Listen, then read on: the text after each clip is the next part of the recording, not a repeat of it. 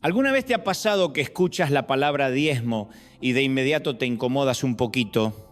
Quizá fue en la iglesia o en casa o viste un video en internet y de pronto se te vino a la mente la imagen de un grupo de vividores del evangelio, esos sinvergüenzas que parecen más preocupados por la ofrenda que por tu alma. Sí, yo también he visto a esa banda de granujas y créeme, no me hago el tonto con eso. Pero que existan esos casos no significa que la verdad deje de ser verdad. Yo no voy a dejar de enseñar lo que la palabra de Dios dice solo porque algunos la han distorsionado para su beneficio. Sería como tener en mis manos la cura para el cáncer y quedarme callado viendo cómo te mueres de metástasis. ¿Te imaginas? Eso sería cruel. Pues lo mismo pasa con esto. Si entiendo un principio que trae vida, bendición y libertad, no me lo voy a guardar. Y déjame aclararte algo. Yo no vivo de los diezmos ni de las ofrendas. Vivo de mi oficio, de mi profesión. Gracias a Dios, mi sustento viene de ahí. Por eso puedo hablar con libertad, sin miedo a que pienses que tengo un interés oculto. Mira, las finanzas no son un examen de matemáticas para ver si diste el 10% exacto. No es una cuestión de porcentaje, es una cuestión de corazón. El diezmo, la ofrenda, las primicias, todo eso es simplemente una manera de decirle a Dios, tú eres primero en mi vida, reconozco que todo lo que tengo viene de ti. La Biblia dice en Proverbios 3:9, honra al Señor con tus bienes y con las primicias de todos tus frutos. No es un mandato frío, es una invitación a vivir con gratitud y fe, porque cuando damos no estamos perdiendo, estamos sembrando, y quien siembra en buena tierra siempre cosecha en abundancia. Quizá hoy tu lucha no sea con el diezmo, sino con confiar. Tal vez sientes que no tienes suficiente y piensas, cuando tenga más, entonces daré. Pero Dios nos llama a honrarlo incluso en la escasez, porque la verdadera confianza no se mide cuando sobra, sino cuando parece que falta. Te dejo con esta historia. Un hombre pobre con apenas unas monedas las entregó en la ofrenda. Alguien le preguntó, ¿por qué lo haces si apenas tienes para comer? Él sonrió y dijo, porque quiero que Dios sepa que confío más en Él que en mi bolsillo. Esa, amigo mío, es la esencia. Honrar a Dios con alegría, con fe y con el corazón por delante. Si hay algo que Dios siempre ha querido saber es esto.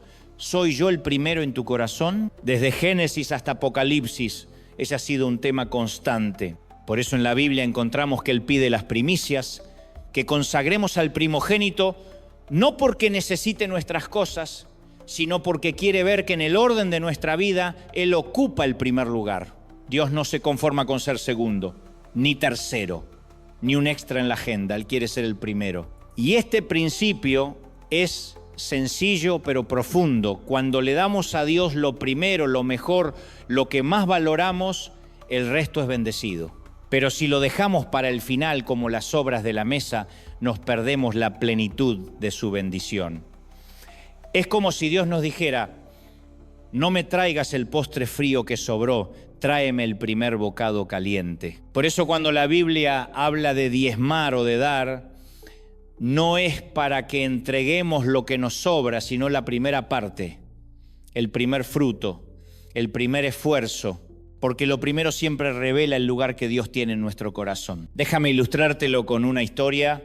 Hoy quiero comenzar hablándote de un famoso multimillonario, un magnate que vive en Silicon Valley. Pertenece a esa generación de jóvenes que no heredaron su fortuna, sino que se hicieron fabulosamente ricos gracias a una idea brillante, una aplicación, un algoritmo, un dispositivo que revolucionó el mercado. Imagínate, zapatos italianos, un Rolex en la muñeca, traje de diseñador impecable y una agenda más apretada que la de un presidente. No tiene que trabajar para el dinero trabaja para él. Visionario, innovador, líder, empresario, precursor.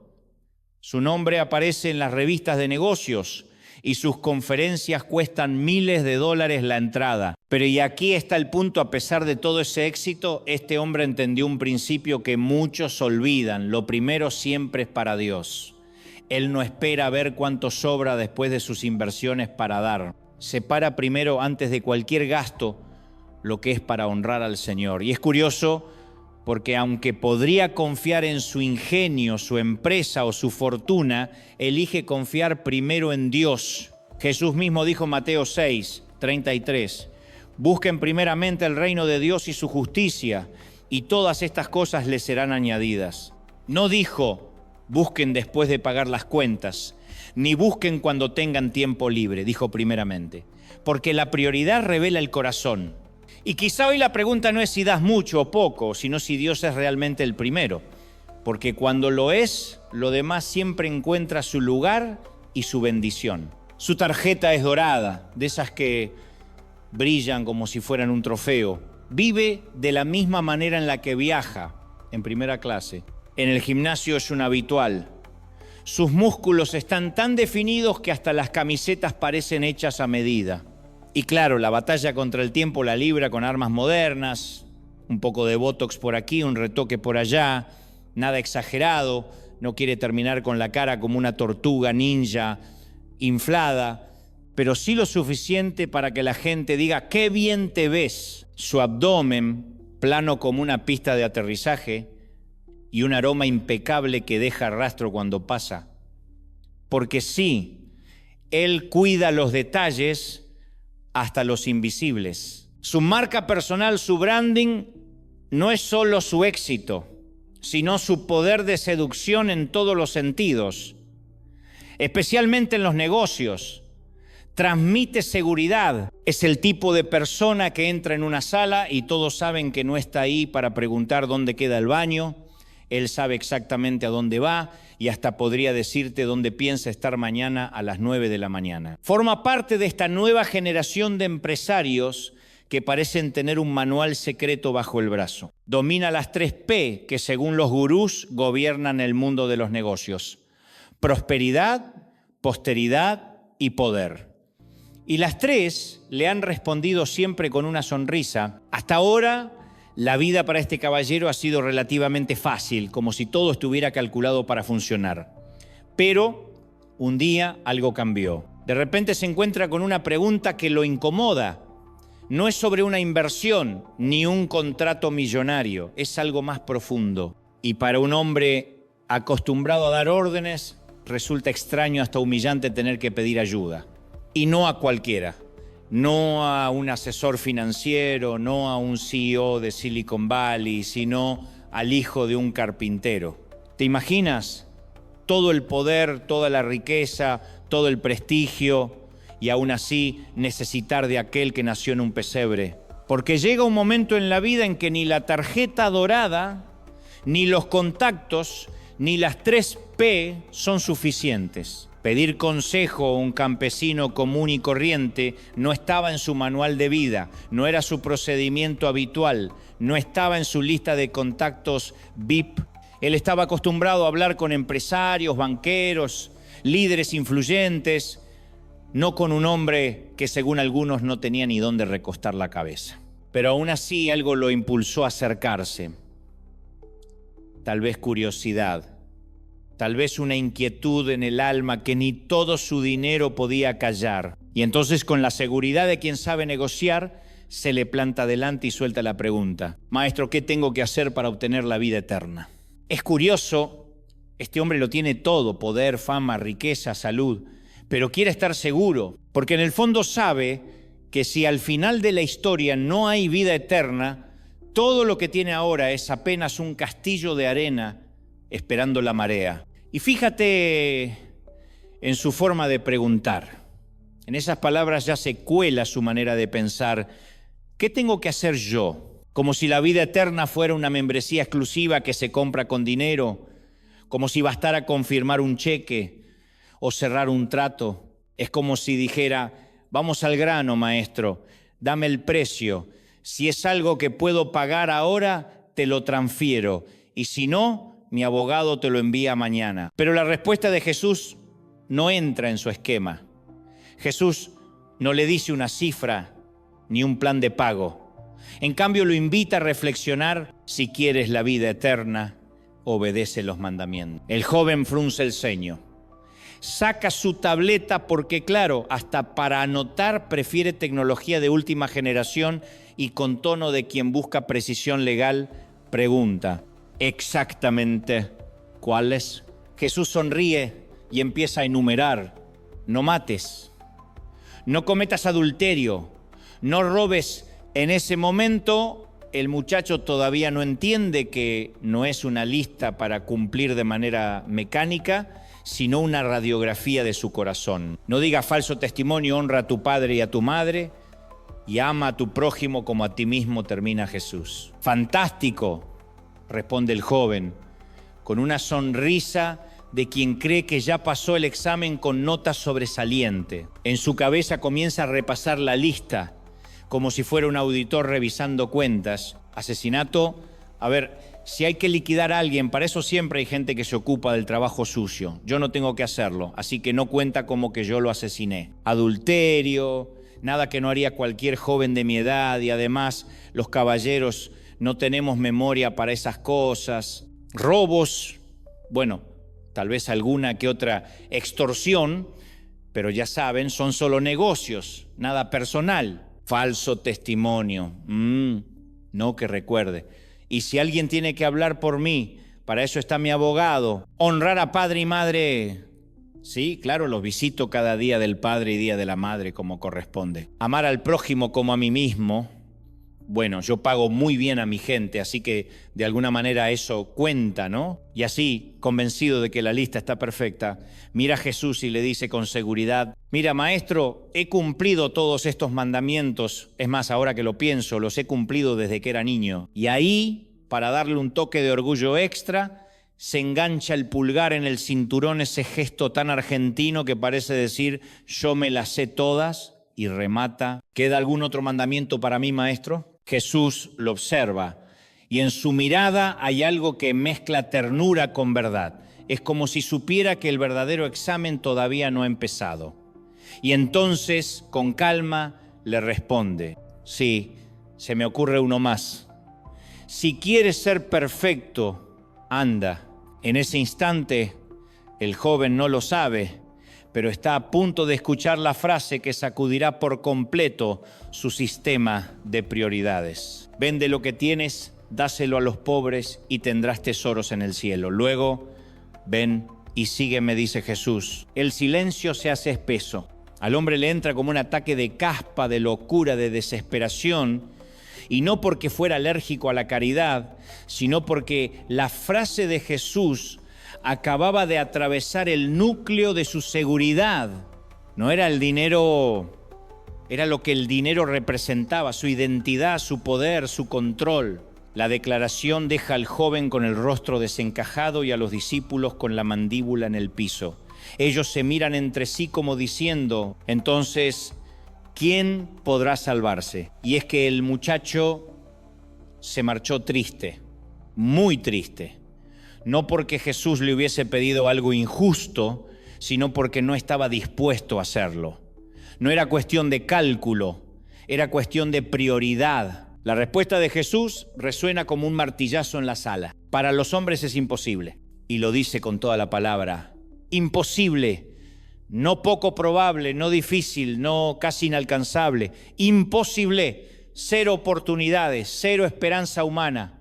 Una puerta cerrada con candado, a menos que Dios sea quien la abra. El joven rico había pensado que lo único que lo separaba del cielo era un pago con su tarjeta de crédito. Le parecía lógico, trabajas duro, pagas lo que debes y listo, eres libre. Así funciona en los negocios, así funciona en la vida. Pero Jesús le dice, no, de ninguna manera.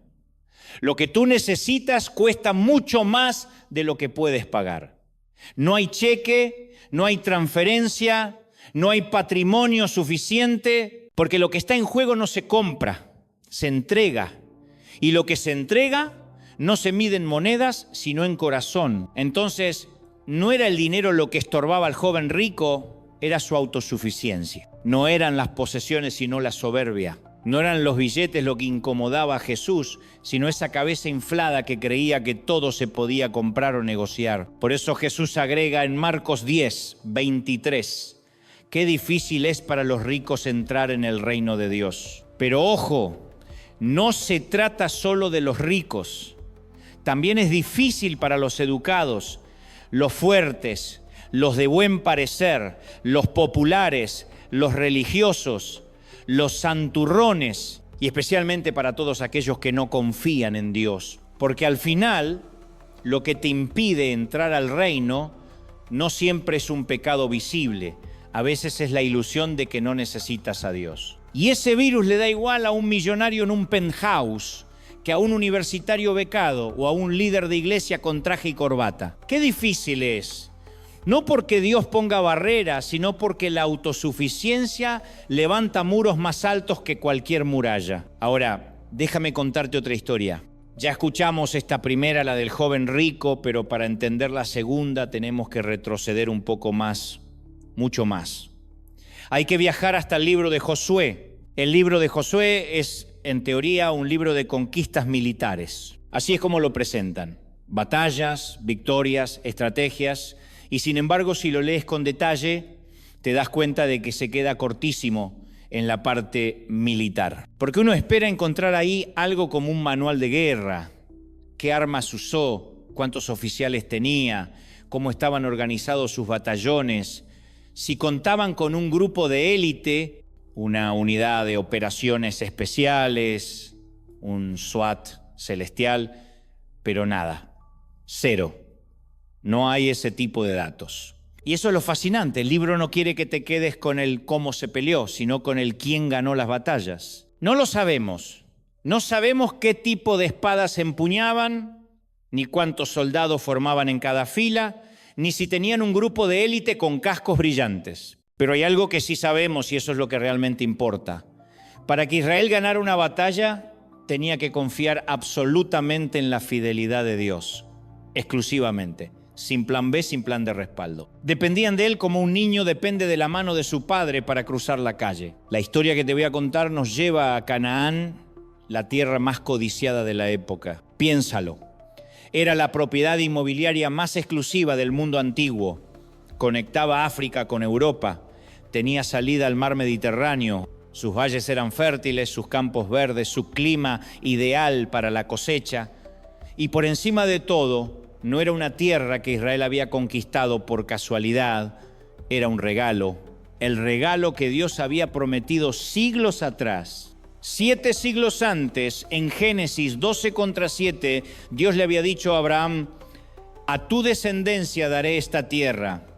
Y ahora Josué estaba allí parado frente a esa promesa, listo para tomarla. No era una improvisación, no era un golpe de suerte. Era un plan divino preparado desde generaciones atrás. Jericó, la gran fortaleza, ya estaba destruida. Sus muros eran polvo. La ciudadela estaba en ruinas. El camino estaba abierto. El escenario estaba perfectamente preparado para que los hebreos entraran y tomaran posesión de la tierra que Dios había separado para ellos desde hacía tanto tiempo. Pero como en toda historia con Dios, justo cuando parece que es cuestión de entrar y tomar, Él enseña que la victoria no está en la facilidad del momento, sino en la dependencia del corazón. El último versículo del capítulo 6 de Josué termina así. Y estaba pues Jehová con Josué, y su nombre se divulgó por toda la tierra. Josué estaba en la cima. Era famosísimo. Un verdadero influencer de su época. Si hubiera existido Instagram, tendría millones de seguidores. Si hubiera dado una conferencia, las entradas se habrían agotado en minutos. El hombre tenía prestigio, autoridad, respeto y sobre todo la presencia de Dios con él. Pero y aquí viene lo que no quiero que se pierdan. Apenas comienza el capítulo siguiente, aparece una palabra que suena como un ruido molesto en medio de una sinfonía perfecta. Y por favor no olviden al joven rico que dejamos hace un momento en pausa, porque esto se conecta. Esa palabra es, sin embargo, capítulo 6, Dios estaba con Josué y su nombre se extendía por toda la tierra. Capítulo 7, sin embargo, ese sin embargo me preocupa, porque amenaza con arruinar todo el relato. como cuando en una película todo va bien y de pronto aparece una escena que lo complica todo. Josué 7:1 dice: sin embargo, los israelitas fueron infieles con lo que debía ser consagrado al Señor. En otras palabras, algo se rompió, hubo desobediencia. El problema tenía nombre y apellido, un hombre llamado Acán. Ahora, la Biblia no nos dice mucho de su biografía personal, pero si escuchas a algunos predicadores con mucha imaginación, te dirán que seguro tenía padre mexicano, madre salvadoreña y quizá algún abuelo chapín. O sea, un mix latino celestial. Pero bromas aparte, lo importante es que Acán tomó lo que no debía tomar, y ese acto, por pequeño que pareciera, iba a poner en jaque a todo el pueblo. Porque así es, basta una grieta para que entre el agua. Basta una pequeña desobediencia para que se derrumbe un muro de bendición. Pero nada de argentino, Acán había robado algunas cosas consagradas al Señor. Y eso, a los ojos de Dios, no era un detalle menor. La Biblia dice que el Señor estaba muy enojado, profundamente iracundo contra los israelitas. No sé si alguna vez habías escuchado hablar de Acán. Si no, no te sientas mal. Casi nadie predica sobre él. Es uno de esos personajes que parecen quedar en el rincón del archivo bíblico, escondido entre páginas que no se leen mucho. Pero por alguna razón, y aquí está lo interesante, Dios decidió que su historia quedara registrada, que estuviera ahí para que siglos después todavía la leyéramos. Y te advierto, no es una historia con final feliz. No es el tipo de relato que uno lee para dormir a los niños en la escuela dominical. Es dura, incómoda, casi como leer un expediente judicial, porque eso es lo que es. El dossier de Acán. Si le hiciéramos un perfil, veríamos que tenía esposa, hijos y un pequeño detalle bendecido que la Biblia menciona indirectamente. No tenía suegra, lo que, interpretado con un poquito de humor, significaría que su esposa era huérfana. Así que podríamos decir, tenía la vida resuelta en varios aspectos. Tenía bienes, bueyes, asnos, ovejas y una tienda propia. Tenía un lugar en el linaje de Judá, lo que no era poca cosa. Pero a pesar de todo eso, Acán cometió un acto descarado y deliberado, violó la orden directa de Dios. En Josué 6:18 Dios había sido claro: no se queden con ninguna cosa destinada para ser destruida, para que no sean ustedes mismos destruidos. No era un consejo opcional, era una advertencia directa, como cuando el médico dice: no mezcles esta medicina con alcohol, y tú vas y lo haces igual. No hay sorpresa con las consecuencias. Acán sabía lo que Dios había dicho, pero igual pensó: ¿qué tanto puede pasar? Y ese pensamiento, que parece tan pequeño, fue suficiente para encender la ira de Dios y poner en riesgo a toda la nación. Dios había sido claro: de lo contrario serán destruidos por completo y traerán desgracia al campamento de Israel. No era una amenaza hueca, era una advertencia seria. Y añadía: todo lo que esté hecho de oro, plata, bronce o hierro me pertenece a mí. Colóquenlo en el tesoro del Señor. Era como si Dios hubiera hecho la instrucción a prueba de tontos. No había espacio para malinterpretaciones. No se hagan collares con el oro. No conviertan el bronce en medallas. No guarden una monedita de recuerdo en el bolsillo. Nada de souvenirs, nada de chucherías, nada de bijó made in Jericó, nada de biribiri. Las instrucciones eran simples: tomen la ciudad, pero no toquen lo que pertenece al Señor. Y si me permites el comentario, eso en un retiro o en un estudio bíblico ameritaría todo un taller.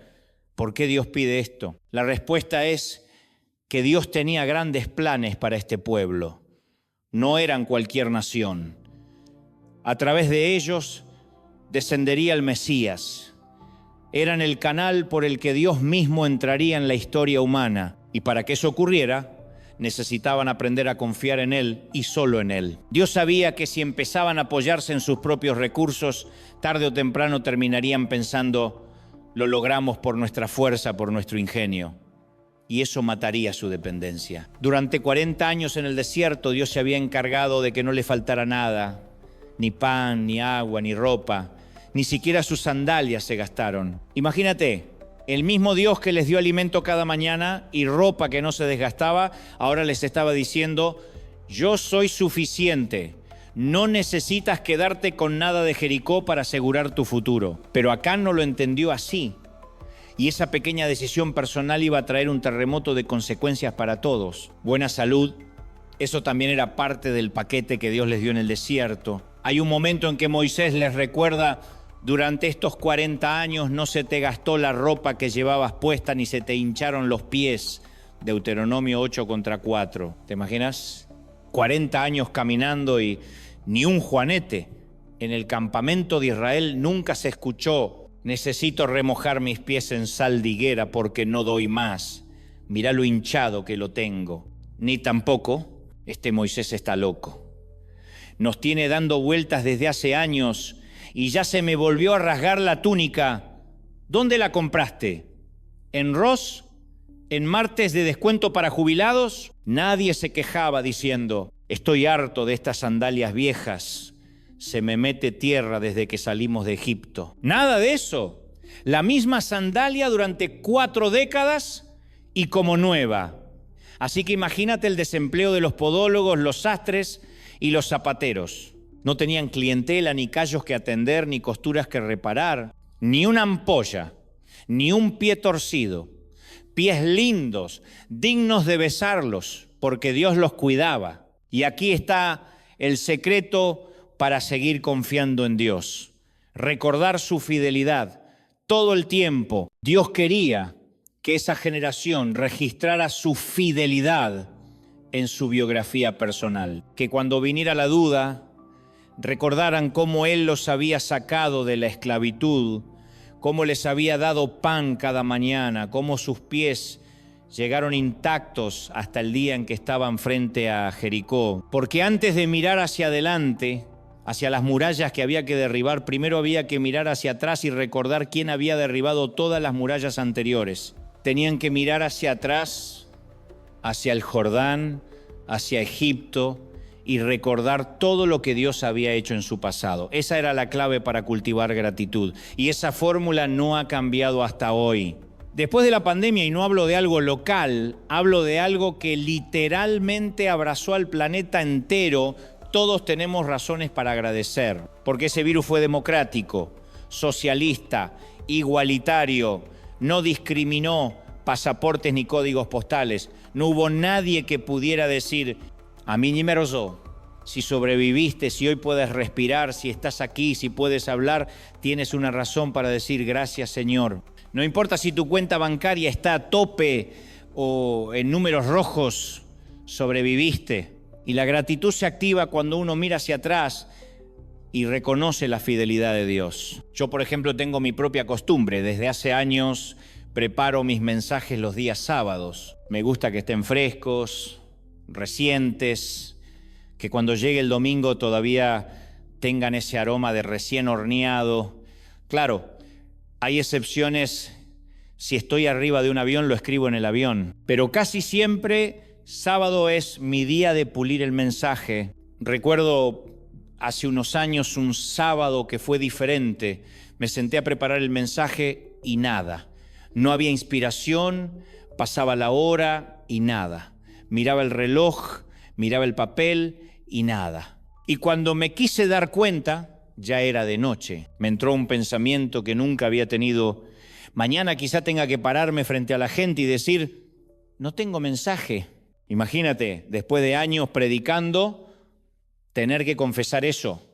Y no era por falta de ganas, era como si el cielo hubiera cerrado la canilla de ideas. Lo que no sabía es que Dios estaba preparando algo que no tenía que ver con un sermón perfecto, sino con recordarme que mi dependencia no estaba en mi capacidad de escribir, sino en su fidelidad para hablar a través mío, incluso en mis silencios. Ese sábado no me dio nada. Ni una idea, ni un versículo, ni una frase inspiradora, nada. Y de pronto, en medio de mi frustración, sentí que Dios me susurraba al corazón. Desde que llegaste a la Catedral de Cristal, pero Él puntualizó, desde que llegaste aquí hace 15 años, ¿cuántos mensajes te he dado? Y en ese momento hice la cuenta mental, más de 700. Entonces, me dijo Dios, me estás diciendo que yo te inspiré 700 veces, 700 sábados seguidos, ¿y hoy crees que cambié de opinión? ¿Piensas que tuve un bajón hormonal, que dejé de ser Dios? ¿O que me distraje un momento con lo que está pasando en Medio Oriente? No pude evitar sonreír porque tenía razón. Si Él había sido fiel para inspirarme tantas veces en el pasado, no iba a dejar de hacerlo por un sábado difícil. Y ahí entendí algo que me marcó. Necesitamos tener una sala de trofeos en el corazón. Un lugar en las estanterías del alma donde guardamos los recuerdos de la fidelidad de Dios. Porque cada vez que nos enfrentamos a un reto, ese es el único permiso que tenemos para volver al pasado, para repasar los logros de Dios en nuestra historia. Mira esos trofeos. Las puertas que se abrieron cuando parecía que todo estaba cerrado, las oraciones que fueron contestadas cuando ya no había esperanza, los cheques de nómina que llegaron justo a tiempo cuando no sabías cómo ibas a pagar. Las veces que Él sanó, proveyó, protegió, incluso cuando ni siquiera estabas orando por eso. Esa sala de trofeos no es para vivir de recuerdos, sino para recordarte que el mismo Dios que estuvo ahí sigue estando aquí y no tiene pensado jubilarse. Las bendiciones que te concedió, las oraciones que contestó, la salud que te regaló, la vida misma que te dio, incluso el simple hecho de haber desayunado esta mañana, solo con pensar en eso, uno ya se pone agradecido. Es como David, que antes de enfrentarse a Goliat, se tomó un momento para recordar cómo Dios lo había librado del oso y del león. No fue arrogancia, fue memoria agradecida. Fue decir, si Dios estuvo conmigo allá, estará conmigo aquí. Por eso, cuando miramos hacia el futuro, tenemos que hacerlo revisitando el pasado. No podemos marchar hacia Jericó si antes no hemos recordado el Jordán. No podemos ir a la siguiente batalla sin repasar las victorias anteriores que Dios nos regaló. Y paréntesis, esto no venía al caso, pero te lo voy a regalar igual, como un bono. Por la misma ofrenda, no te obsesiones con tu Goliat, no te obsesiones con el diablo. No necesitamos convertirnos en especialistas en jerarquías del infierno, ni perder tiempo haciendo un posgrado sobre Satanás. Sí, es cierto que existe un enemigo, sí, es real, pero no le regales ni un minuto de tu día a ese baboso. No merece tu atención. Porque lo más fácil cuando hay un desafío es fijar la vista en Cristo. Allá afuera puede haber guerra, pero la guerra ya fue ganada. Colosenses 2:15 lo dice así: de esa manera despojó a los poderes y a las autoridades espirituales y los exhibió públicamente, triunfando sobre ellos en la cruz. Eso no es una teoría, es un hecho consumado. No hay que ver si Jesús va a ganar, Él ya ganó. Los avergonzó públicamente en la victoria de la cruz, dice la Biblia. Alguien tiene que celebrar por eso. Ya está vencido, ¿sí o no? Volvamos a la historia de los hebreos. Dios quería que ellos confiaran únicamente en Él, que cuando tuvieran dudas miraran hacia atrás y recordaran, así como nos libró, nos seguirá librando. Así como no se nos gastaron las sandalias, no se nos gastarán en el futuro. Dios conocía muy bien lo que iba a pasar si los soldados tomaban el tesoro de Jericó. Dejarían de confiar en Él y empezarían a confiar en sus riquezas. Pasarían de mirar al cielo a mirar las pulseras que llevaban puestas. No olvidemos quiénes eran: beduinos, nómadas, gitanos del desierto. Nunca habían tenido oro en sus manos. Dios sabía que un brazalete bien pulido, un anillo reluciente o una cadena de oro podían deslumbrarlos más que su presencia. Porque el botín de Jericó no era un botín cualquiera y ellos no estaban listos para manejarlo. Habían sido concebidos, habían nacido y crecido en el desierto. Su vida era sencilla: maná por la mañana, agua que brotaba de la roca, ropa que no se gastaba. Eso era todo. Pero si cruzaban la frontera con ese botín, iban a cambiar el sueño de Dios por el sueño de Jericó, como quien cambia su propósito eterno por el sueño americano. Y ahí fue donde apareció la prueba y el tropiezo. Acá en sí, ese mismo compadre mexicano, madre salvadoreña, abuelo nicaragüense y abuela tica, vio las joyas y se olvidó del rey. Un vistazo al oro, y en segundos el brillo de Dios quedó opacado por el brillo del metal. Lo que parecía un pequeño acto privado iba a desencadenar un problema público, y no solo para él. Te cuento cómo estalla todo este asunto, cómo se descubre el robo de Acán. Resulta que a pocas millas de Jericó todavía, con el eco de la victoria resonando en el campamento, había una pequeña ciudad enemiga llamada Jai. No hay como la onomatopeya del dolor, sino Ai, escrito con H-A-I. Josué, que venía invicto en todas las batallas, asumió que ese pequeño pueblo era pan comido. Ellos venían ganando todo, una tras otra.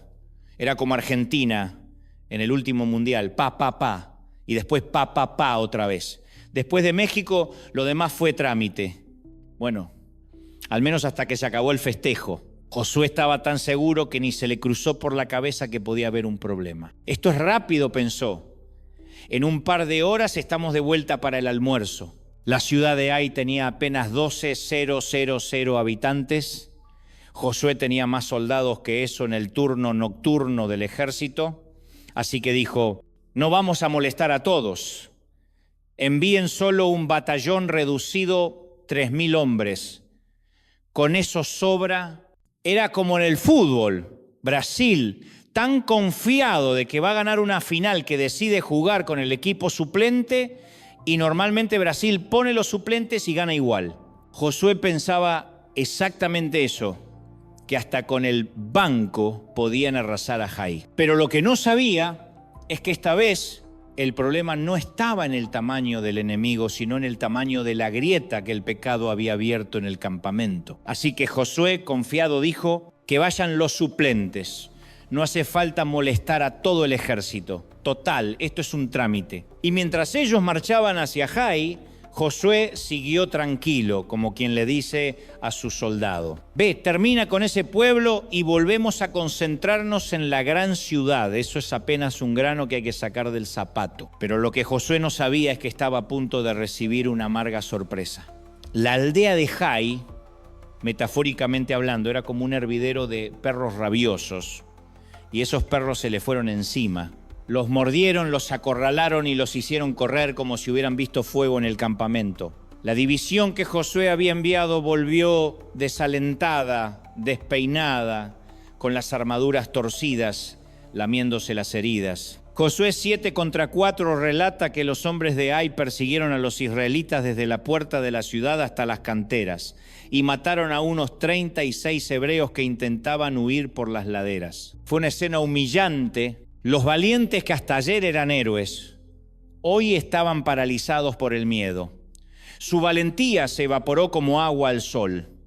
Ese pequeño grupo de Jai los hizo salir disparados como si fueran novatos. Los más valientes de Josué terminaron escondidos bajo las mantas, temblando como niños asustados.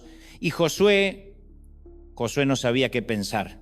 Hasta ese momento habían ganado todas las batallas, con grandes ejércitos, viviendo una racha invicta, imbatible, casi invulnerable, y de repente derrota. Nuestro héroe entra en crisis, rasga sus vestiduras, se postra en tierra y clama, ¡ah, Señor Jehová! ¿Qué está pasando? Era el grito de alguien que nunca había probado la derrota y ahora no entendía por qué. Con el mismo líder, el mismo pueblo y el mismo Dios, las cosas habían salido tan mal. Josué, desesperado, empieza a lamentarse. Ojalá nos hubiésemos quedado del otro lado del Jordán. Y ahí lo ves, llorando como la mismísima Llorona de México, haciendo eco en todo el campamento. El hombre que hasta hace poco era invencible, ahora estaba tirado en el suelo, hecho un mar de lágrimas. Entonces el Señor lo interrumpe. Levántate, Josué. ¿Por qué estás ahí con el rostro en tierra? No perdiste por casualidad. Perdiste porque Israel ha roto mi pacto, han pecado. No solo robaron lo que yo les ordené apartar para mí, sino que también mintieron, lo escondieron entre sus pertenencias. Y por eso los israelitas huyeron derrotados por un enemigo tan pequeño, porque yo no voy a protegerlos más hasta que encuentren a esa rata. El problema no era que Jai fuera una ciudad formidable, no lo era. El problema es que el campamento hebreo estaba envenenado. Había una manzana podrida en la canasta, corrupción bajo el colchón de alguien. Así que, por instrucción divina, Josué organiza una inspección, una especie de redada sorpresa digna de migración. Va tribu por tribu, familia por familia, hasta que llega el momento en que Acán ya no puede sostener la mentira. Su rostro lo delata. Y finalmente quiebra, confiesa. Los tesoros robados estaban bien escondidos bajo su tienda. El brillo del oro que lo había fascinado ahora quedaba expuesto bajo la luz del juicio de Dios. Acán finalmente confiesa: es cierto, he pecado contra el Señor, Dios de Israel. Lo que pasó es que entre el botín vi un hermoso manto de Babilonia, 200 monedas de plata y una barra de oro que pesaba más de medio kilo, y lo deseé tanto que lo tomé. Todo está enterrado bajo mi carpa.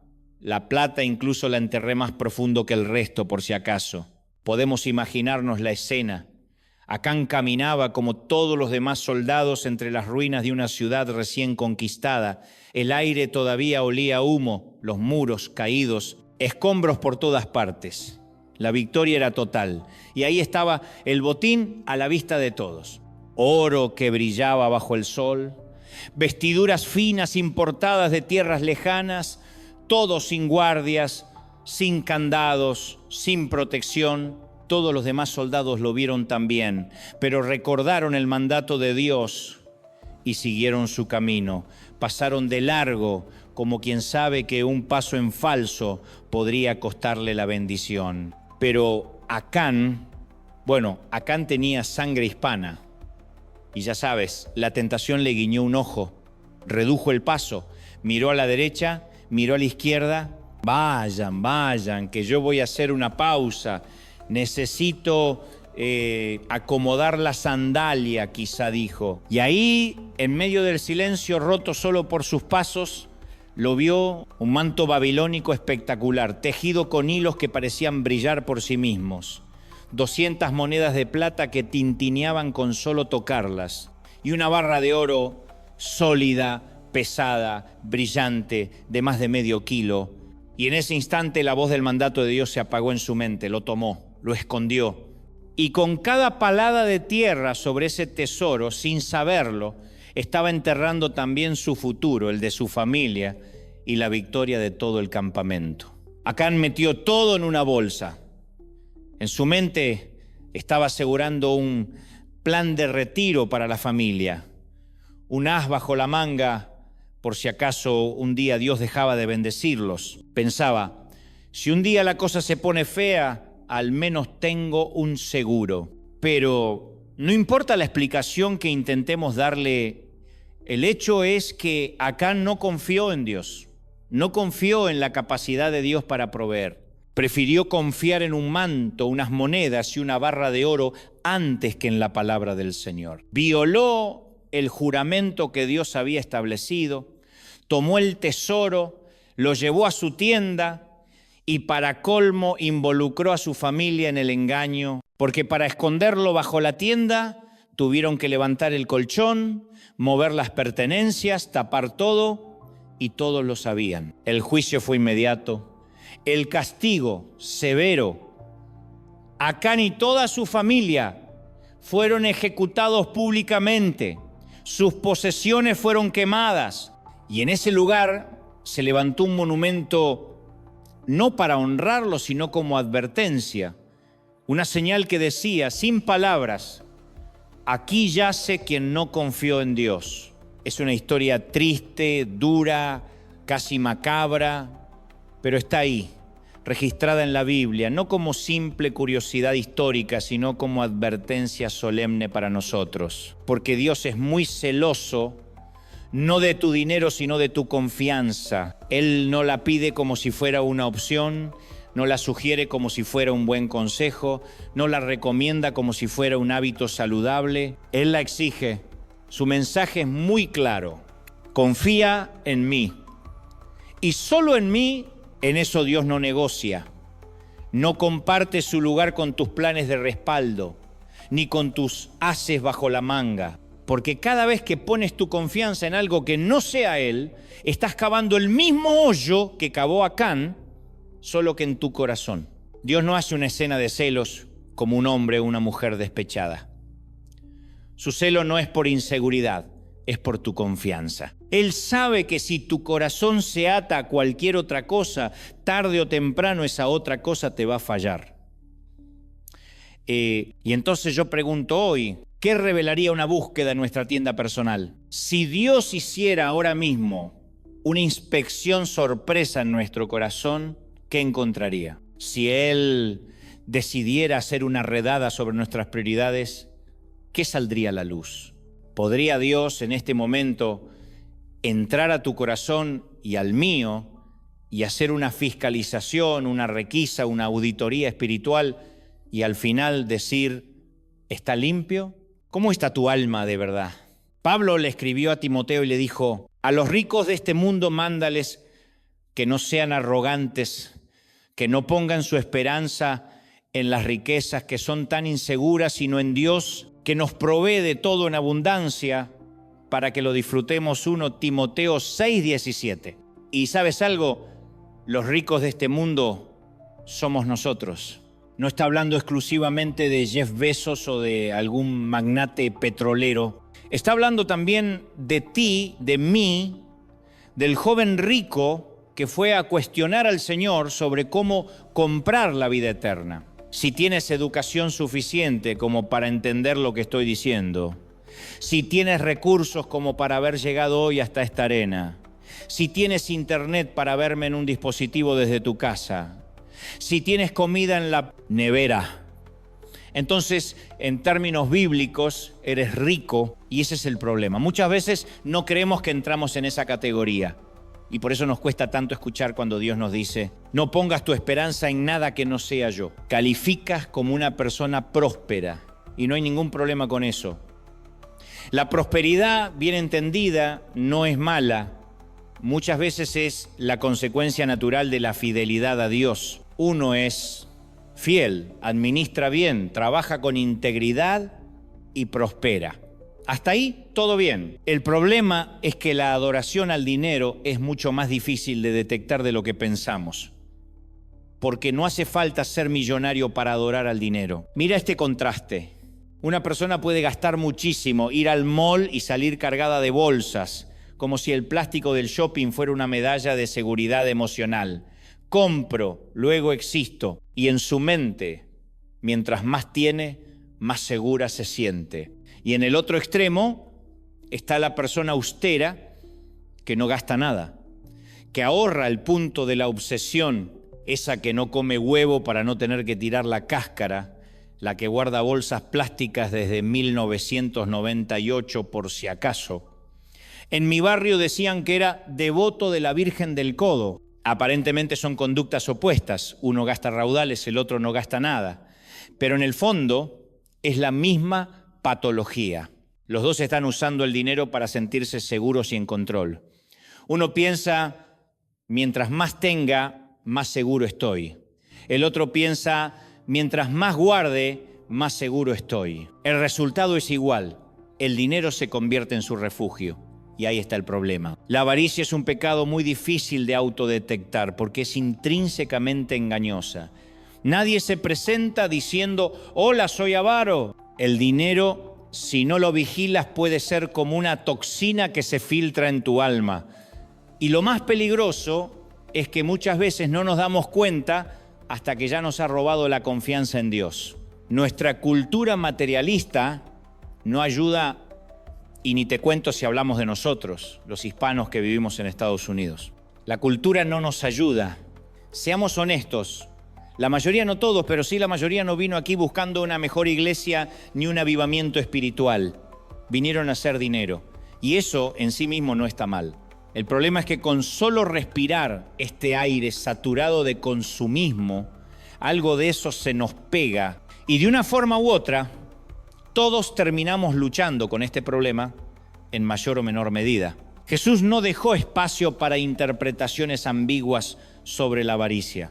fue directo. Ninguno puede servir a dos señores, porque aborrecerá a uno y amará al otro, o estimará a uno y menospreciará al otro. No podéis servir a Dios y a las riquezas. Mateo 6:24. No dijo, es complicado servir a los dos. Dijo, no se puede. Punto. Es uno o el otro. Y Pablo tampoco les dijo a los ricos, siéntanse mal o culpables por su riqueza. No. Les dijo, tengan cuidado porque la riqueza es engañosa, porque puede seducirte hasta el punto de hacerte creer que eres autosuficiente. Y esto que te cuento está conectado con lo que vimos en la primera parte, con la historia de Acán. Jesús en otro momento lo ilustra con una parábola para que todos lo entendieran. Lucas 12 dice que la heredad de un hombre rico había producido mucho y el hombre comenzó a pensar para sí mismo, ¿qué haré? No tengo dónde guardar tantas riquezas, tantos frutos. Ahí lo tienes. Ni siquiera en su abundancia pensó en compartir, en dar gracias, en ponerlo al servicio de Dios. Su preocupación era logística, más espacio, más bodegas, más control. Y eso es exactamente lo que hace peligrosa la avaricia. Convierte la bendición en un peso que te inclina hacia ti mismo. Ya sé, dijo el hombre, voy a derribar mis graneros y construir otros más grandes. Voy a guardar ahí todos mis frutos, todos mis bienes, y entonces le diré a mi alma, alma, ahora sí, ahora descansa. Tienes muchos bienes acumulados para muchos años. Ya tienes dinero en el banco, tienes fondos para la universidad de tus hijos y hasta de tus nietos. Relájate, come, bebe, disfruta la vida.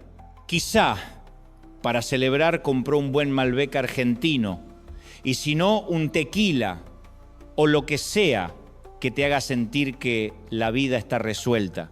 Pero entonces Dios le habló y no le dijo hijo, no le dijo siervo, no le dijo amigo, le dijo necio, tonto, inmenso botárate. Esta noche vienen a pedirte el alma y todo lo que acumulaste, lo que gestionaste, lo que planeaste, ¿para quién va a quedar? Y aquí está lo inquietante. Este hombre rico no parece un villano, no era un ladrón, no era un estafador, no era un político corrupto. Probablemente era un hombre honesto, decente, trabajador. Podría haber sido como tantos de nuestros paisanos que cruzaron la frontera buscando una vida más digna, que trabajaron día y noche, que enviaron remesas a su familia, que se compraron una casita, se metieron en una hipoteca y con el tiempo empezaron a prosperar. Y todo eso está bien. La Biblia misma dice, el que no trabaja, que no coma. No hay nada de malo en prosperar. El problema de este hombre no era su inteligencia para los negocios, ni su disciplina para ahorrar. El problema es que toda esa planificación estaba centrada en sí mismo. Su seguridad, su descanso, su futuro, todo dependía de lo que había guardado en sus graneros, no de quién le daba la vida cada día. Hasta donde sabemos, la fortuna de este hombre no había sido levantada de manera deshonesta. En la parábola de Jesús no hay mención de explotación, ni de malversación de fondos, ni de fraudes encubiertos. Era un hombre que puso su talento al servicio de su trabajo duro y tuvo éxito. Seguro que si viviera hoy, habría escrito un libro titulado 12 pasos para obtener tu granero, o daría conferencias con un lema como empodérate con tu granero ahora. Sin embargo, Jesús le pone el sombrero de tonto. ¿Por qué? ¿En qué se equivocó este sujeto? Imagina la escena en nuestra época. El tipo se muda a un barrio exclusivo en Dana Point, California. Compra una casa con 7 dormitorios. De un lado el jardín da un campo de golf privado, del otro un muelle donde está atracado su yate personal. La noche de la mudanza se sirve una copa de champagne. Se mete en su jacuzzi feliz con su nueva vida. Entre las burbujas del champagne y las burbujas del jacuzzi, siente que lo tiene todo. Pero a los 10 minutos, un infarto masivo lo detiene y se despierta en la presencia de Dios. Y Dios, que por cierto no estaba impresionado ni con su mansión, ni con su yate, ni con sus burbujas, ni con su Dom Perignon, le dice: necio, esta misma noche vinieron a pedirte tu alma. Y todo lo que hiciste, ¿para quién quedó? Ese es el punto de Jesús. No importa lo legítima que sea tu riqueza, si tu corazón se aferra más al granero que al que te dio la cosecha. No es lo que tienes, es donde pones tu confianza. O sea, el error de este hombre no fue hacer planes. Planificar no es pecado.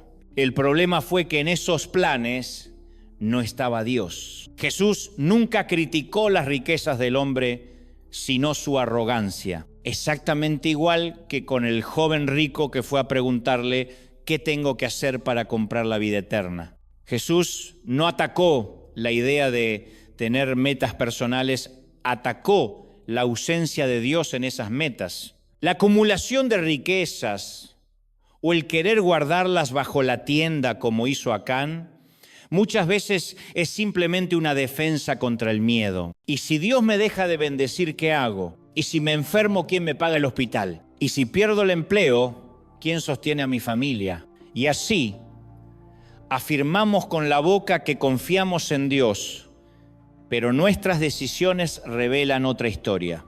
El miedo a perder el empleo, la salud, el seguro, la jubilación, nos hace correr más, trabajar más, acumular más, por si acaso. Y ahí está el punto, si la motivación está equivocada, deja de agradar a Dios. Siempre que, como Acán, pongamos nuestra confianza bajo el colchón o bajo la tienda, vamos a provocar que Dios retire su favor en nuestras batallas. Y después nos sorprendemos. ¿Por qué perdimos contra un pueblito como Jai? ¿Por qué la rebeldía entró a casa? ¿Por qué la disolución, las peleas, las riñas? ¿Por qué nos declaramos en quiebra? Nos preguntamos, ¿qué pasó con el favor de Dios sobre nuestras vidas? Cuando en realidad la respuesta puede estar justo donde menos queremos mirar, en ese rincón secreto de nuestro corazón donde guardamos, por si acaso, lo que Dios nos pidió entregar. ¿Cómo es posible que podamos perder una batalla con una bobería tan pequeña? Porque Dios quitó su favor. Así de simple.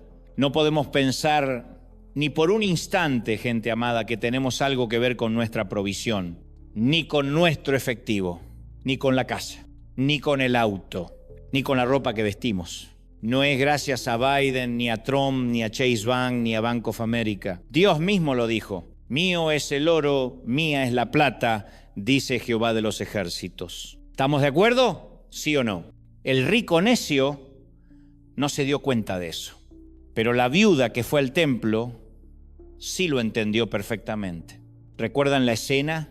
Una viuda pobre llega al templo y deja 2 blancas, un cuadrante. Jesús, al verla, llama a sus discípulos y les dice, de cierto os digo que esta viuda ha echado más que todos los que han puesto dinero en la urna, porque todos han dado de lo que les sobra, pero ella, de su pobreza, echó todo lo que tenía, todo su sustento. Marcos 12, 43 hasta 44. Piensa en esto. A esta mujer le quedaban 2 centavos y en lugar de gastarlos en comprar pan para sí misma, se los devolvió a Dios. Los asesores financieros de Wall Street habrían aplaudido la estrategia de inversión del hombre de los graneros. Y esos mismos asesores habrían desalentado la generosidad de esta viuda. Señora, no es prudente, guárdese algo, diversifique sus activos. Pero Jesús lo ve diferente. Porque en el reino de Dios, el valor de una ofrenda no se mide por la cantidad que queda en la cuenta bancaria, sino por la cantidad de confianza que queda en el corazón después de dar. ¿Pero qué hace, señora? Tiene solo 2 centavos. Habrían dicho algunos casi poniéndose frente a ella como si fuera una loca que necesitaba que alguien la detuviera. Pero Jesús hizo lo opuesto. En el cielo, la heroína financiera de ese día no fue el que dejó un cheque con varios ceros. Fue una mujer pobre que colocó todo lo que tenía y confió en Dios. Porque ella entendía algo que a muchos nos cuesta. No era su dinero. El problema empieza cuando pensamos que algo es nuestro. Cuando creemos que si damos, nos vamos a quedar con menos. Paradójicamente, cuando somos muy pobres, muchas veces nos resulta más fácil compartir, aunque sea lo poco que tenemos.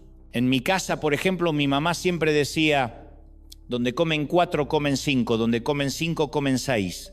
Y sí, tal vez no nos íbamos a dar un festín, pero todos íbamos a comer algo. Yo pasé toda mi infancia con hambre. Me levantaba con hambre, me acostaba con hambre, vivía con hambre y con diarrea, porque tomábamos agua del grifo y aquello era un desastre. Así que imagínate, hambre y diarrea, diarrea y hambre, ese era el ciclo. Por eso estaba flaco, flaquito, daba lástima, pero aún así, en mi casa se decía, si hay comida, hay para todos. Nunca fuimos mezquinos. Y te digo más, cuando uno sabe lo que es pasar necesidad, le cuesta menos soltar lo que tiene. Por eso siempre recuerdo un día en que se me acercó un caballero, no voy a decir dónde ni cuándo por si me está viendo, y me dijo, pastor, quiero que ores por mí. Tengo un juicio trabado, una demanda millonaria. Y le he dicho a Dios que si hace que yo la gane, voy a dar más de la mitad a la iglesia. Yo lo miré y pensé, este hombre no ha entendido nada. Porque cuando ponemos condiciones a nuestra generosidad, lo que estamos haciendo no es un pacto, es un regateo con Dios. Mirá, yo me quedé pensando, ¿y cómo es esto? Así que le pregunto, ¿y vos repartís algo del dinero que ya tenés ahora? ¿Diezmas, ofrendas, ayudas a alguna causa, apoyás a algún individuo? Me mira y dice, no, en este momento no, estoy esperando cobrar. Entonces le dije, ¿y qué te hace pensar que vas a ser generoso con lo que vas a ganar de una demanda si no sos generoso con lo que ganás ahora? Porque solemos pensar que la razón por la cual no somos generosos es porque estamos muy ajustados, porque debemos mucho, porque no nos alcanza como para dar. Y nos decimos, cuando gane más, ahí sí voy a ser generoso. Pero el principio no funciona así. No es magia. No es que un día se encienda el interruptor y de golpe pasás de tacaño a generoso. La generosidad no depende de la cantidad, depende del corazón. Y te voy a correr la cortina de la administración de todas las iglesias, incluyendo esta, para que lo veas. Las estadísticas muestran que las personas con salarios más bajos dan proporcionalmente un porcentaje más alto de sus ingresos que las personas ricas. Es decir, el que tiene poco muchas veces da más en porcentaje que el que tiene mucho. Todo lo que hemos podido hacer, y te hablo de mandar en 3 años más de 30 millones de dólares a proyectos y necesidades alrededor del mundo, no ha sido gracias a millonarios excéntricos ni a algún que otro narcotraficante arrepentido que decidió diezmar, no. Ha sido gracias a gente trabajadora que gana lo justo pero que da mucho, porque esa gente entendió un principio: mientras más recibimos, más debemos aprender a dar. El problema es que a veces, mientras más recibimos, más sube nuestro nivel de gastos. Y ahí está el engaño. Nos convencemos de que necesitamos todo lo nuevo que ganamos para mantener el nuevo estándar que inventamos. Y sin darnos cuenta, la bendición que Dios nos dio para compartir, la enterramos bajo nuestra tienda, como Acán. Como te digo siempre, mientras más tenemos, más difícil se nos hace ser generosos. Si no podemos ser generosos con lo que tenemos ahora, nunca, escúchame bien, nunca lo vamos a hacer cuando tengamos más. Porque la generosidad no aparece mágicamente cuando hay abundancia. Se entrena en la escasez. Y Dios lo sabe. Él no anda buscando idiotas interesados en la plata ni accionistas de sus negocios. Él está interesado en nuestro corazón. La Biblia lo dice claro. Dios no ve como ve el hombre. El hombre mira la apariencia exterior, las marcas, los títulos, los likes, el auto que estacionás afuera. Pero el Señor mira el corazón. Y aquí hago un paréntesis para mis amigos italianos, porque yo me imagino a un Tano predicando este pasaje y parece que está mandando a medio auditorio al infierno. ¿Me entendés? De cama, me entrego, siempre con esa pasión que parece que está retando a la nonna porque no le puso suficiente salsa al espagueti. Gracias a todos los italianos que están del otro lado mirando y aguantando estas bromas, el cielo va a tener un rincón especial para ustedes. Pero más allá de las risas, la verdad es esta. Dios continúa inspeccionando nuestros corazones para ver si realmente le pertenecen. Por eso Jesús le dijo al joven rico: vende todo y dalo a los pobres. No porque el dinero que tenía fuera malo. El dinero en sí mismo no es pecaminoso. Con dinero se encienden las luces en Camboya, se alimentan los niños de Uganda, se perforan pozos en África y se imprimen Biblias en idiomas que nunca la tuvieron. El problema no era el billete, era que el billete lo tenía él. El dinero no es malo. Jesús nunca demonizó las monedas ni el oro.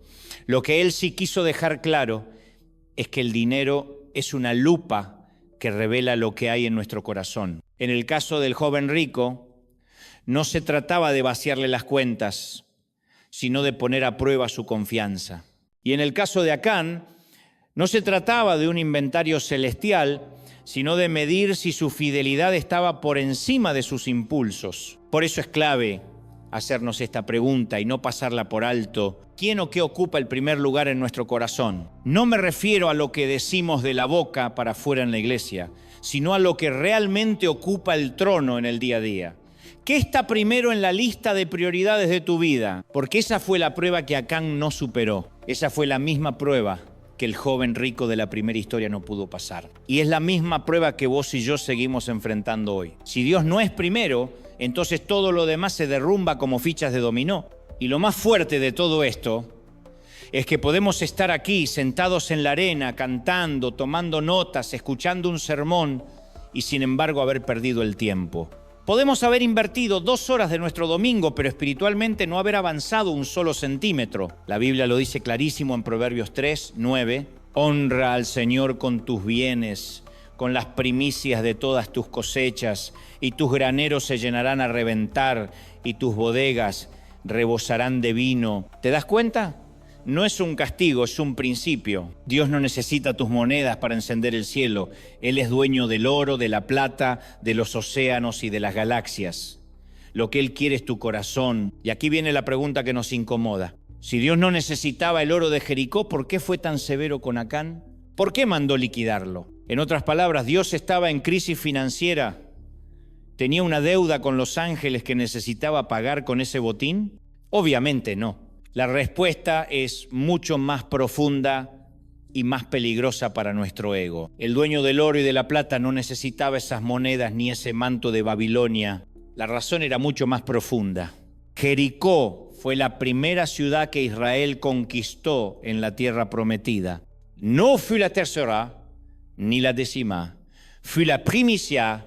Y en la mentalidad de Dios lo primero no se negocia, lo primero le pertenece a Él. Fíjate que Dios no les dijo: conquisten unas 10 ciudades, elijan la que menos les guste y esa me la dan. No, Dios les dijo: la primera es para mí, toda. Era un acto de fe, un símbolo de que todo lo que venía después dependía de su mano. La lógica era simple: si me entregan lo primero, bendeciré lo que viene después. Era una invitación a entrar en un pacto de confianza. Dios les dijo: honren con la primera ciudad y yo les daré victoria en todas las demás. Y ahí sí, quédense con todo el botín. Pero había una manzana podrida en el cajón. Un solo hombre rompió el pacto y esa deshonra detuvo todo el avance de Israel. Y aquí hay algo que nos tiene que sacudir. Hasta que Josué no sacó la manzana podrida, el pueblo no pudo conquistar nada más. Eso me deja pensando: ¿cuántas batallas nuestras están estancadas porque hay algo que Dios está esperando que saquemos? ¿Cuántos Jericó hemos retenido bajo nuestra tienda pensando que no pasa nada mientras las victorias se detienen? Jesús lo dijo de otra manera: el que tiene oídos para oír, que oiga. Hasta que no saques aquello que Dios no bendice, no podrás conquistar lo que Él sí quiere dar. Tal vez has escuchado sobre el diezmo en la iglesia o en casa, y sí, reconozcámoslo, muchos han deformado este principio con abuso, manipulación y discursos de mercenarios. Banda de granujas, de sinvergüenzas, de vividores del evangelio, pero el abuso de algunos no invalida el principio eterno de Dios. Lo primero es para Él. Yo nunca voy a dejar de enseñar lo que es verdad, aunque tenga que nadar contra la corriente de prejuicios. Sé que algunos apenas oyen la palabra diezmo ponen cara de ya me quieren sacar plata, porque han visto a ciertos vividores del Evangelio, esos sinvergüenzas profesionales que han hecho negocio con lo sagrado. Sí, ellos existen, pero no voy a dejar que la mala fama que ellos generaron me robe la oportunidad de predicar lo que la Escritura enseña. Si algo es verdad y tiene el poder de bendecir tu vida, yo no me voy a callar. Si me lo guardara por miedo a tu malinterpretación, sería como tener la cura para el cáncer y ver que estás muriendo de metástasis y no decirte nada. No sería amor, sería crueldad disfrazada de prudencia. Aclaro de nuevo, para que nadie arme teorías conspirativas. Yo no vivo de los diezmos ni de las ofrendas. Vivo de mi oficio, de mi profesión. Gracias a Dios, ni a mí ni a River nos entra un solo centavo por lo que aquí se recoge. No tengo vela en este entierro, excepto la vela de querer que tu vida sea bendecida y tus finanzas se ordenen bajo el favor de Dios. Y sí, el que se levante ahora y se vaya va a quedar feo, así que quédate. Porque esto que te digo no es para mi beneficio, es para el tuyo. Tus finanzas son una de las maneras más claras de decirle a Dios: tú eres primero en mi vida. No se trata de una fórmula mágica, ni de comprar bendición, ni siquiera de un número fijo. Se trata de corazón, de honor, de decir: Señor, lo primero y lo mejor es para ti. Quiero hablarles claro y llano. Poner a Dios primero no es una cuestión de porcentajes, es una decisión del corazón. Poner a Dios primero, poner a Dios primero. ¿Me siguen? ¿Lo sienten? A veces pensamos: yo doy lo que me queda. Primero pago todo y si sobra, le doy a Dios. ¿Te suena? ¿Quién aquí ha pensado eso alguna vez? Déjenme ser honesto. Yo también fui de los que esperaban a ver si sobraba. Tenía miedo, pensaba: ¿y si me quedo sin nada? Pero aprendí algo que quiero compartir con ustedes como quien comparte un café y una verdad. Darlo primero requiere fe. Darlo primero es decirle a Dios: tú eres mi prioridad. Darlo primero es confiar antes de ver. Rápidamente, 5 cosas que el dinero pone a prueba en nosotros. Miedo: me alcanzará. Control: quiero decidir yo todo. Prioridades: ¿qué tiene el primer puesto en mi vida? Generosidad: comparto o acúmulo. Memoria espiritual: olvidamos de quién viene todo. Ahora baja el ritmo conmigo. Cuando damos las primicias, dar lo primero, no lo último, no es un ritual frío. Es una declaración: Señor, te reconozco como origen de mi vida y de mis bendiciones. No te doy lo que sobra, te doy lo que es primero. Y eso cambia la cabeza y cambia el corazón, porque no es tanto el dinero, es a quién le pertenecen mis afectos, mis miedos, mis decisiones. Dios siempre estuvo interesado en las primicias. En la Biblia pedía el primer cordero, no el que quedaba al final. ¿Por qué? Porque el primero exige fe. El primero demuestra confianza. El primero dice: creo que habrá más. ¿Crees eso? ¿Lo quieres intentar? Un detalle: dar el diezmo o las primicias primero no es magia contable. No es un truco para que caiga billete del cielo al instante. Es obediencia que transforma el corazón y abre la puerta para que Dios moldee nuestra fe. Y muchas veces las dificultades financieras son oportunidades. Cuando la bolsa está medio vacía, es cuando la fe empieza a volverse músculo. Las pruebas pueden hacernos más dependientes de Dios, más sabios, más generosos. Difícil, sí. Fructífero también. Les cuento algo personal, rápido y sin dramatismos. En una época decidí dar el primer 10%, aunque me asustara. No fue un cheque volando de la nada, pero sí una paz enorme en el corazón y puertas que empezaron a abrirse, oportunidades, amigos que ayudaron, paz para tomar decisiones. Fue el día en que dejé de administrar por miedo y empecé a administrar por fe. Repito, poner a Dios primero. Poner a Dios primero. No lo digo una sola vez por costumbre, lo repito porque es el punto central. Dios primero en mis decisiones.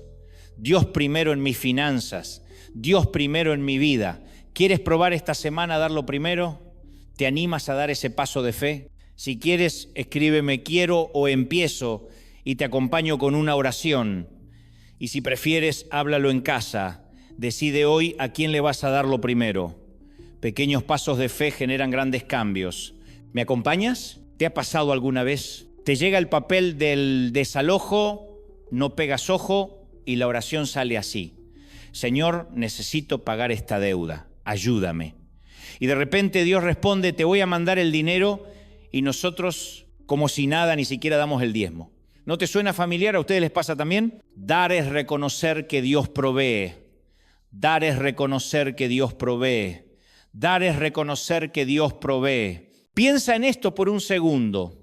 Cuando damos, le estamos diciendo a Dios con hechos, no solo con palabras que sabemos que ese dinero no nació en una máquina, que esa fuerza para levantarnos y trabajar no fue solo por empeño humano.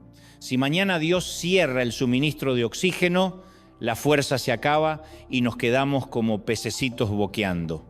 Así de frágiles somos. ¿Lo ves? Rápido, rápido, desalojo, cuentas por pagar, noches sin dormir, jefe que nos sube el salario, 2 trabajos, 3 turnos, pam, pam, pam, la vida moderna en modo sprint. Pero ahora baja el ritmo conmigo. Respiramos. Aquí no hay ley dura, aquí hay amor. No es que Dios sea un cobrador estricto, es Padre, es amor. Dar no es una regla fría, es una respuesta de gratitud. Es un gracias, Señor, reconozco que todo viene de ti. Déjame ser honesto un momento y me río porque así me sale natural. A veces soy un administrador pésimo, sí, yo me olvido, me confío, me equivoco y aún así Dios me ama. Dios me corrige con ternura y sigue abriendo puertas. He visto cómo en momentos imposibles Él pone en el corazón del jefe el aumento, cómo mueve el corazón de alguien que ni cree hasta del más incrédulo para que llegue provisión. Sí, hasta de una suegra que un día decide ayudar sin saber por qué. ¿No es cómico y hermoso al mismo tiempo? Dar es reconocer que Dios provee. Dar es reconocer que Dios provee. Dar es reconocer que Dios provee. Ahora, vamos a aterrizar en algo serio. Muchos de nosotros, especialmente los que venimos de contextos de pobreza, aprendimos a sobrevivir a punta de trabajo. 2 trabajos, 3 trabajos. Y en ese trajín a veces perdemos la vida. Perder prioridades es fácil. Nos mudamos de ciudad por unos dólares más.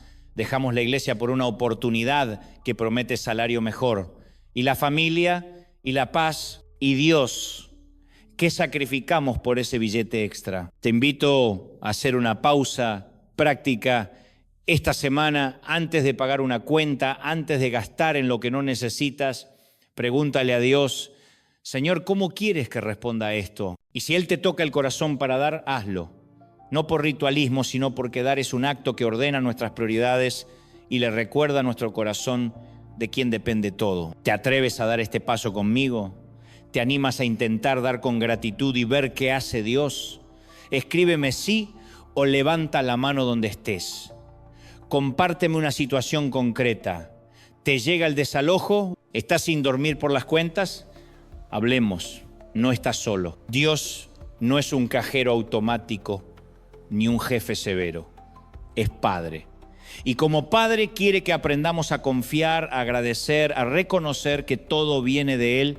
Dar es reconocer que Dios provee. Dar es reconocer que Dios provee. Dar es reconocer que Dios provee. ¿Quién se apunta a probar esta semana? ¿Sabes qué pasa muchas veces? Que las prioridades están fuera de lugar. A veces se trata de unos pocos dólares. Otras veces no es solo el dinero, es la postura del corazón. No es que el dinero sea malo, el dinero no tiene alma. Lo que está mal es cuando el dinero se convierte en ídolo. ¿Me sigues? ¿Te ha pasado? Escucha esto rapidito. Predicamos en su nombre, echamos demonios en su nombre, hicimos milagros en su nombre y al final se escuchan a ellos mismos alardear. Predicamos en su nombre, echamos demonios en su nombre, hicimos milagros en su nombre. Rápido, ¿verdad? Ahora párate un momento y piensa, ¿a quién servíamos en realidad? ¿A Él o a nosotros? Mateo lo pone crudo. En el día del juicio, muchos le dirán, Señor, Señor, 2 veces, por si no fue suficiente. Y Jesús responde, nunca los conocí. Apartaos de mí, hacedores de maldad. ¿Te imaginas estar en esa escena? Se te queda la garganta seca. ¿Tú lo sientes? A mí me golpea. Repite conmigo, Dios no se compra. Dios no se compra. Solo un Dios pequeño se impresiona con diezmos bien contados. Solo un Dios exigente se conformaría con un sacrificio frío. Pero nuestro Dios es grande. Él hace por sus hijos lo que nosotros no podemos hacer. Eso es buena noticia, hermano. Esa es la buena noticia. Y la primera bienaventuranza lo resume con ternura. Dichosos los que reconocen su pobreza espiritual, porque de ellos es el reino de los cielos. ¿Lo oíste? Dichosos los que reconocen su pobreza espiritual. Dichosos los que reconocen su pobreza espiritual. No importa cuánto ganes, no importa cuánto tengas, lo que importa es reconocerlo. Te lo pregunto de otra forma. Si Dios hiciera ahora una requisa en tu corazón, ¿qué encontraría? ¿Qué encontraría? Hazte esa pregunta ahora mismo. Yo me la hago todos los días. Voy a ser honesto contigo. He tenido que aprenderlo a golpes. Hubo una temporada en la que mi orgullo tenía teléfono propio, mi vanidad cobraba comisión, me sentía útil, importante, bendecido con todas las comillas del mundo, hasta que una prueba me mostró quién mandaba en mi vida. Fueron días duros, dolorosos, pero de esos días salió humildad, de esos días salió dependencia de Dios. ¿Ves? Lo difícil tuvo un propósito, me enseñó a volver la mirada al Señor. Las pruebas no son castigos eternos, son instrumentos de amor. Nos muestran prioridades, nos desenmascaran, nos vuelven a la verdad. Por eso te invito, cambia hoy, arregla tus prioridades hoy. Pon a Dios donde corresponde hoy. ¿Quieres hacerlo? Respóndeme aquí. ¿Estás dispuesto a revisar tu corazón? Dímelo, en voz alta o en silencio. Termino con esto. Nunca confíes en lo que puedas hacer para ser aceptado. Confía en aquel que ya hizo todo por ti. Nunca los conocí, esa frase pesa, pero también hay otra frase que da esperanza. De ellos es el reino de los cielos. Reconocer nuestra pobreza espiritual nos abre la puerta. Reconocer nuestra pobreza espiritual nos abre la puerta. Si quieres, después comparto cómo empecé a poner a Dios primero en las decisiones del día a día, pequeños pasos prácticos que me ayudaron. ¿Te interesa? Escríbeme o levanta la mano en el chat. Vamos, que esto no es para morirse de miedo, es para vivir con fe. Confía, cambia y camina con Él. ¿Estoy administrando bien mi vida? ¿Tú te lo preguntas también? Porque la Biblia dice algo muy simple. Si tienes alimento y ropa, tienes que alegrarte. ¿Así de simple? Sí, comida y ropa. Comida y ropa. Eso es todo lo que necesitamos. Todo lo demás a veces es vanidad, vanidad, vanidad. No estoy diciendo que odies las casas bonitas o que la gasolina sea pecado. Vamos, si alguien me regala un auto, le digo gracias con una sonrisa, pero ¿qué pasa cuando la casa te quita el sueño? ¿Qué pasa cuando el auto que sueñas ocupa el primer lugar en tu corazón? ¿Quién manda ahí, Dios o tu sueño de finanzas? Rápido, recuerda el orden de prioridades. Rápido, comida, ropa, Dios, familia y todo lo demás en su lugar. Rápido. Y luego respira. Les voy a ser honesto. Muchas veces me descubro siendo la manzana podrida del cajón. Sí, yo. Y cuando me doy cuenta, paro. Reordeno prioridades de inmediato. No estamos en tiempos de la ley para ser ejecutados, gracias a Dios. Estamos en tiempos de la gracia. La gracia nos corre hacia Él, pero la gracia no es excusa para ser corruptos o para envenenar a la familia con prioridades equivocadas. ¿Ven? Hablemos del veneno bajo el colchón. ¿Qué es eso? Es creer que puedo asegurar mi futuro con mis propias manos. Es creer que controlo la vida. Veneno bajo el colchón, ahorro excesivo para sentirte seguro, planes que reemplazan a la oración, confianza en el plan B en lugar de confiar en el príncipe. Veneno bajo el colchón, veneno bajo el colchón. Solo Dios es nuestro proveedor, solo Dios, solo Dios. Él no sugiere en quién pongas tu confianza, Él lo exige. Hoy confía en mí y solamente en mí, dice. ¿Lo escuchas? ¿Lo quieres escuchar? Quiero contarles una historia que marcó mi corazón. David Wilkerson, que ahora está en la presencia del Señor, compró casi 50 terrenos para centros de rehabilitación. Sembró para Dios por todo el mundo. Al tiempo le entró la duda humana. Nos hacemos viejos, no deberíamos tener una casita por si el ministerio se acaba. Así que compró una casita en Florida, nada lujoso, una casa digna, y antes de que terminara de asentarse, llegó un huracán y se llevó la casa. Se perdió lo invertido. Se enojó con Dios. ¿Quién no se enojaría? Y Dios le respondió con ternura y verdad. No fue la casa el problema, no fue el huracán, fue el lugar a donde tú habías puesto tu confianza. No fue la casa, fue el corazón. No fue la casa, fue el corazón. No fue la casa, fue el corazón. Pausa. ¿Lo ves? Las dificultades a veces actúan como un espejo. Las pérdidas, los huracanes, las noches sin dormir, todo eso, aunque duro, puede mostrarte dónde está tu fe. Y ahí está la cosa más hermosa. Las pruebas no siempre vienen para destruirnos. Muchas veces vienen para liberarnos de nuestros ídolos, para devolvernos a la palma de la mano de Dios. ¿Puedes verlo así? ¿Puedes agradecer en la prueba por revelar dónde debes crecer? Personalmente hay noches en que me despierto preocupado por pagos, por proyectos, por asegurar el futuro.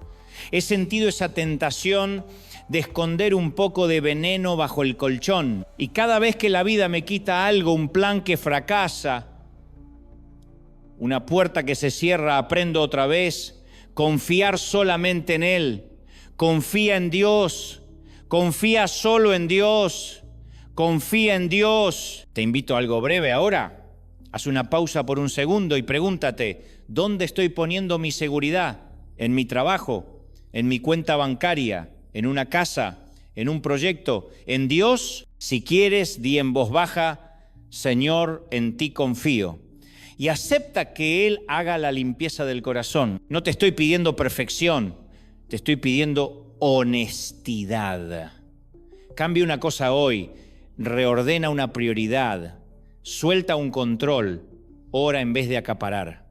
Déjate sorprender por la providencia de Dios. Porque cuando quitamos el veneno del colchón, la casa de nuestro corazón vuelve a ser un lugar donde Él puede morar. Solo Dios, solo Dios, solo Dios. ¿Me acompañas en eso? Respóndeme, ¿qué vas a soltar esta semana para confiar más en Él? Quiero escucharlo, dímelo y oremos juntos por fe para dar ese paso. No fue tanto la situación lo que nos quebró, fue que dejamos de confiar. ¿No te ha pasado? ¿No te ha pasado que la vida te golpea y de pronto tú piensas, ¿y si la bendición de Dios se acabó? ¿De verdad crees eso? ¿De verdad crees que Dios se queda sin recursos, sin misericordia, sin cariño? Tú piensas, he servido, he trabajado, he dado lo mejor. Y ya imaginas a Dios diciendo, gracias por tus años de servicio, ahora te olvido. ¿De verdad? ¿De verdad piensas así? ¿En serio? ¿En serio? Piénsalo un segundo. En el mundo hay un patrón. El jefe que paga bien a quien rinde, el mundo que premia al que produce. ¿Pero crees que Dios funciona como un patrón injusto? ¿Crees que Dios nos va a abandonar porque tropezamos? ¿Crees que Él dice, bueno, te caíste, adiós, que te vaya bonito? No. No. Dios no funciona así. Dios no funciona así. Repite conmigo, Dios cuida. Dios cuida. Dios cuida. Él cuida de tus hijos, aún hasta la tercera y la cuarta generación. Él cuida cuando nosotros fallamos. Él cuida cuando nosotros tropezamos. Él cuida cuando parece que todo se va acabando. Él cuida. Déjame ser honesto contigo. Hubo un tiempo en mi vida en que me agarró ese miedo. Estaba cansado, preocupado por el futuro, pensando en la vejez, en la estabilidad, diciendo, ¿y si mañana no hay bendición? Y me encontré rezando algo así como, Señor, no me dejes colgado, por favor, a que te suena familiar. Y en medio de esa noche aprendí algo que quiero que te quede clavado en el corazón. El maná se daba día a día, un día a la vez. Así nos enseñó Dios en el desierto, un día a la vez. No hay plan B necesario. No necesitamos un por si acaso para quitarle la responsabilidad a Dios. No porque seamos perfectos, no porque no tropecemos, sino porque Él es fiel, fiel, fiel. Un día a la vez, un día a la vez, un día a la vez. Sea que estés pobre, sea que estés rico, sea que estés sano, sea que estés enfermo, un día a la vez, un día a la vez. Tu salud, tu dinero, tu familia, tu ministerio, un día a la vez. ¿Y qué hacemos con las dificultades? ¿Las ignoramos? No. ¿Las abrazamos? ¿Las vemos con otros ojos? ¿Por qué? Porque las dificultades nos enseñan, nos pulen, nos moldean, nos hacen dependientes del Padre. Lo difícil tiene un sentido positivo, nos empuja a buscar a Dios más que a nuestras propias estrategias. Nos obliga a confiar. Cuando caí, aprendí a levantar la vista. Cuando perdí, aprendí a recordar cómo Él había provisto antes. Cuando me sentí solo, descubrí manos amigas. No digo que sea fácil, tampoco te voy a vender un evangelio de palomitas y lluvia de billetes. Pero te digo que es verdadero. La prueba puede ser puente, no tumba. Así que hoy te invito a un pequeño acto de fe práctico. Suelta el plan B, sí, suéltalo. Recuerda 2 o 3 veces cómo Dios te proveyó antes. Pide ayuda en comunidad, no estás solo. Vive un día a la vez. Respira, da un paso, alaba. Y ahora dime, no en voz baja, sino con el corazón, ¿te animas a soltar el por si acaso y a creer que Dios cuida? ¿Te animas a vivir un día a la vez? Escríbeme, levanta la mano virtual, di sí en tu corazón. Yo estoy contigo y Él te cuida. Él te cuida. Él te cuida. Hoy tienes salud, mañana quién sabe. Hoy tienes casa, abrigo y un plato en la mesa, mañana quién sabe. Hoy pudiste desayunar y tal vez hasta almorzarás, pero quién sabe. Si después de todo lo que vivimos durante la pandemia todavía no entendimos esto, entonces, perdón que lo diga tan fuerte, habremos sido una sarta de necios. La provisión de Dios es diaria, como el maná en el desierto. Y cuando oramos diciendo, Señor, dame 10 manás en vez de 1, en realidad lo que estamos diciendo, aunque no lo admitamos, es, Señor, quiero que me des lo suficiente para no tener que venir mañana a depender de ti. Y Dios responde, mentira.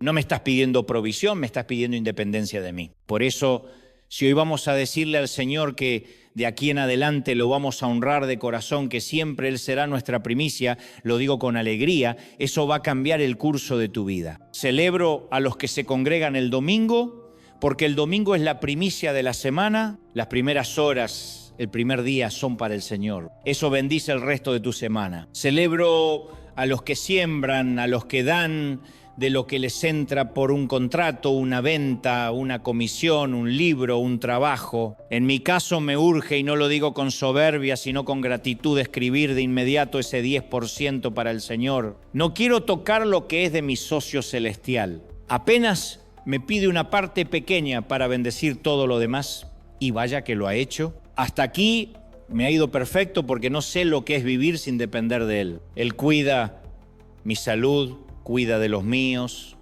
me sostiene cuando vuelo, me trae de regreso a casa, mantiene mi voz y mi mente claras, mis neuronas en su sitio, me permite pararme con hidalguía y estoicismo cada semana, aquí o en cualquier lugar del planeta. Y cuando lo pienso, lo único que tengo es agradecimiento, porque Él me dice, no me des la última parte, dame la primera.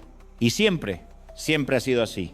Lo primero, sí, puede sonar egoísta, pero en realidad es una cuestión de prioridad. Es lo que una dama le diría a su novio, quiero ser tu prioridad.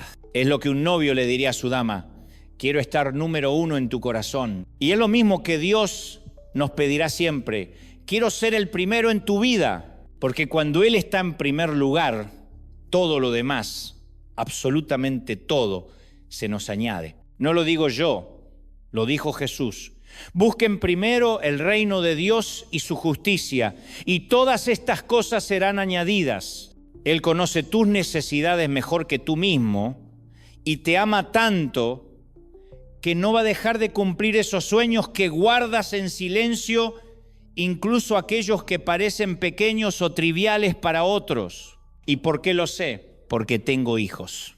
Y antes de ser padre, fui hijo. Yo no me limito a decirles, con que tengan comida basta. Si puedo, les compro esas zapatillas que sueñan ese videojuego que tanto quieren, ese iPad que me piden con ilusión. Porque mimar a un hijo, verlo sonreír, es un regalo para el corazón de un padre. Y si nosotros, siendo imperfectos, sabemos dar cosas buenas a nuestros hijos, cuanto más nuestro Padre Celestial. Pero cuidado, no con la motivación equivocada. Porque si hay una manzana podrida en nuestro corazón, orgullo, avaricia, desconfianza, terminará pudriendo todo el cajón. Dios nos libre y nos guarde de eso. Que Él nos permita siempre ser un canal de bendición, un río que fluye hacia el resto del mundo, un río que no se detiene nunca. Así que vamos a celebrar al Rey de Reyes. Ponte de pie si quieres y dale un aplauso fuerte, grandioso al Señor de señores. Agradece por esta palabra que llega directa al corazón. Aleluya. Y antes de despedirnos, déjame decirte algo que me encanta de cuando Dios nos habla. A veces nos hace llorar, a veces nos hace reír a carcajadas y otras veces nos confronta con fuerza. Pero todo es parte del menú espiritual que Él sabe que necesitamos. Carbohidratos para la energía, proteínas para la fuerza, vitaminas para el alma. Este mensaje de hoy es parte de esa dieta balanceada, porque lo necesitamos para vivir con victoria. Las ofrendas generosas que salen de esta casa no nacen de la presión ni de la obligación, sino de la gratitud. Siempre estamos pensando cómo enviar más al resto del mundo, porque hemos entendido un principio. Dios nos advierte por las buenas para que no tengamos que aprender por las malas. Él quiere que ninguno de ustedes pierda batallas innecesarias allá afuera. Que no te pase como a Israel, que un pueblito mínimo los derrotó, porque no te lo mereces. Has trabajado demasiado duro, has sembrado con lágrimas, como para que una quiebra, una deuda, una letra chiquita de la tarjeta de crédito te robe la paz. No fuiste creado para vivir encadenado a pagar, sino para vivir libre, para vivir para ganar.